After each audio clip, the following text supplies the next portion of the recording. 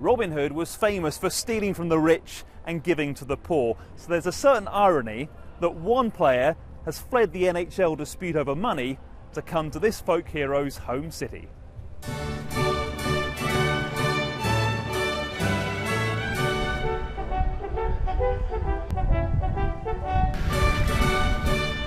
We've come to Nottingham to meet Anthony Stewart.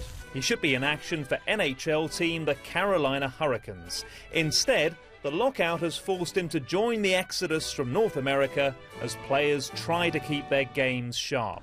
It was tough, having a family back home to, pick up and miss my son's first birthday party. But it was just a sacrifice that, I had to make for the family to, come over here and just get ready because, eventually this lockout's going to end and, I got to be ready mentally and physically, for when it starts.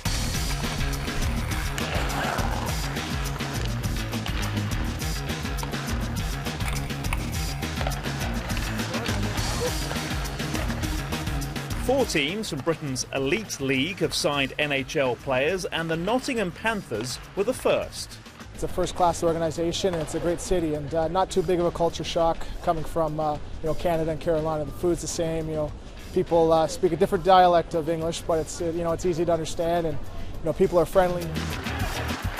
The main cost for the Panthers is covering Stewart's insurance. The Canadian wing is earning a tiny fraction of his $1 million a year Hurricanes contract.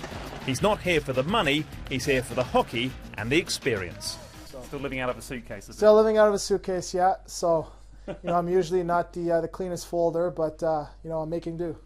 This apartment is Anthony's temporary home until the NHL lockout ends. You got to keep your eye on, why you're here. It's a job, and it's you gotta make sacrifices. It's tough on Anthony Stewart and the other players who've been forced to move abroad, but the NHL lockout has been a boost for some European teams. I understand where the owners are coming from, I understand where the players are coming from. I wouldn't like to be the mediator to try and sort it out.